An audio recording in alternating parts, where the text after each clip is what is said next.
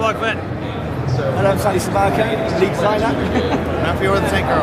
And I'm Fiona Fox behind the camera. We're here with Sammarco, lead designer, and we're going to talk about Elite Dangerous. We're going to talk about Frontiers Elite Dangerous.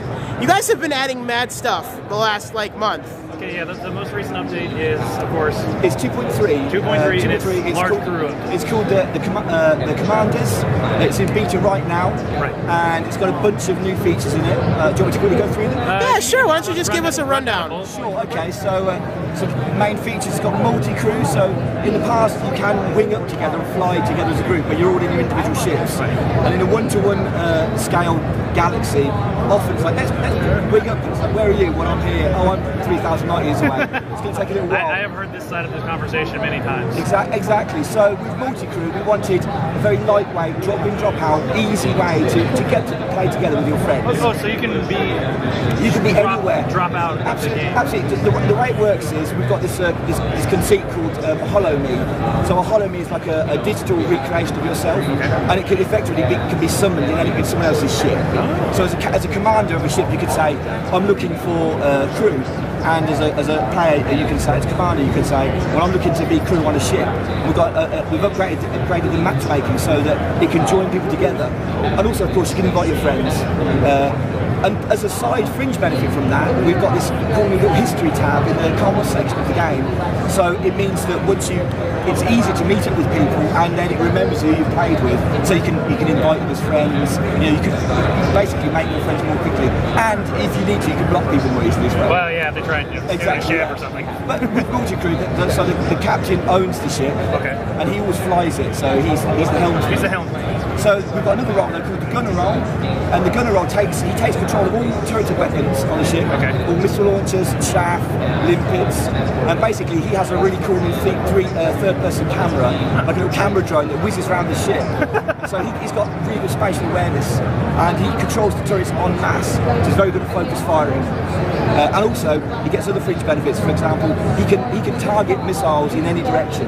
So if someone's chasing you, the gunner can just look behind, lock on missiles, limpets and all the rest. So the missiles and torpedoes are going to be a lot more useful now for the larger ships. I think they will be, yeah. I mean, there's a balance always, but absolutely. And he can also use limpets, and he can use advanced scanners in the same way. So you can scan sideways, kind of thing.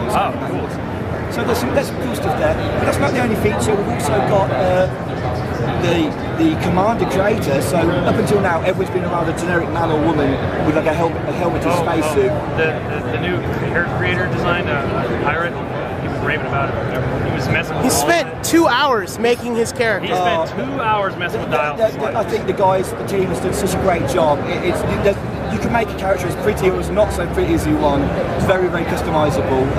It'll be supported by microtransactions. So what we do is we want funding. We always need funding, but we like to have funding through cosmetics, not gameplay changes. Right. To keep it on more level playing field. So there's that, and the one I'm particularly pleased with is that there's always been a debug camera to look outside the ship. The players always wanted more, we always wanted more, so what we've managed to do now is create a fully fledged camera suite, and it's really nice. It's got loads of camera views, loads of controls for the cameras, it's got depth of field. So I guess we can look forward to some sweet machinimas. Exactly. Elite Dangerous. Already in the beta, some of the stuff that we're seeing is wonderful. It's really nice to get that kind of player-generated content, and that kind of, it's really good for the community, really good for us. So, and it works really good with multi-crew because there are cameras inside the cockpit and you can see the other people sitting in their chairs, so you get closer to their faces. I bet that's pretty cool in VR. Oh my god, in VR, so, great. So we're really pleased. And then of course, stacks of other stuff. There's we've got mega ships, which like the Jacques starport, which has moved around in the past. We've got other mega ships like dredgers and whatnot that will just do the same thing. And they're hopefully the start of some more varied gameplay.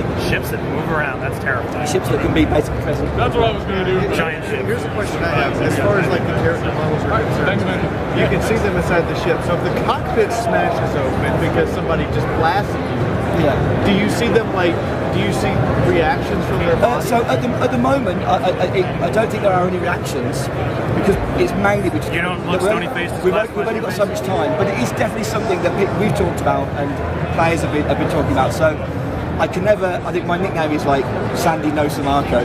I can never guarantee it. I can't give ETAs, but yeah, some sort of reactions is something that we've been looking at. Because I think one of the most satisfying moments we can look forward to in the future, when you get to it, is like smashing someone's cockpit and then you watch them. She's just really wants to watch someone fly out of the cockpit of a ship she blew up.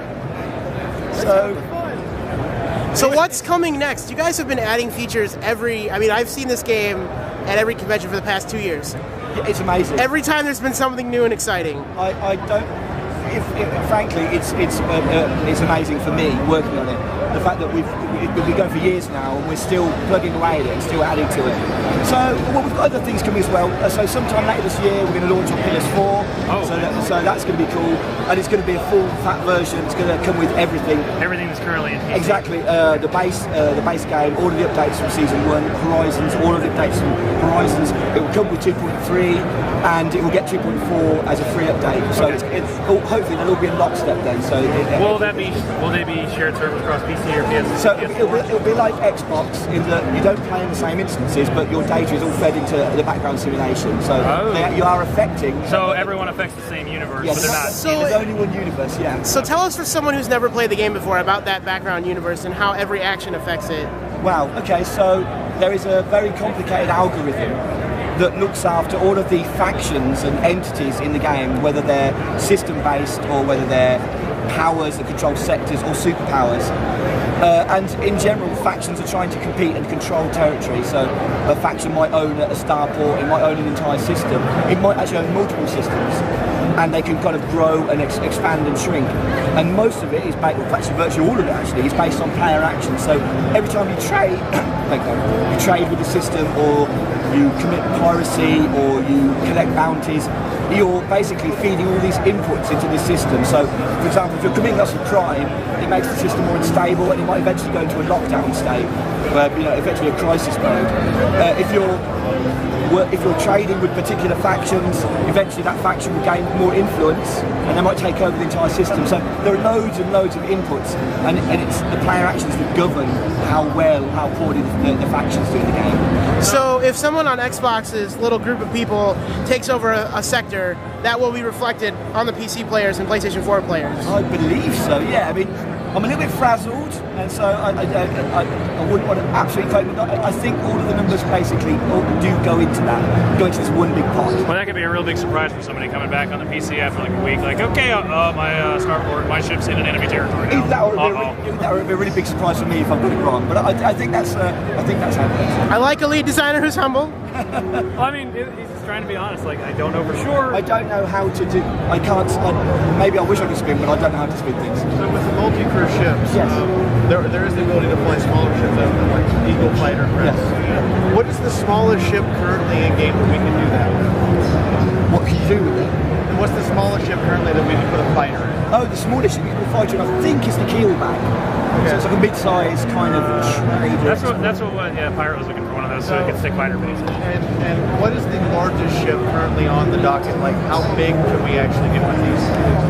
So the largest ship at the moment, basically, there's what. I know we have the Federal Corvette. Yeah, the Corvette. That's about the biggest we can get. The cut to the Corvette and the Anaconda, and now the Beluga, which is the big passenger liner.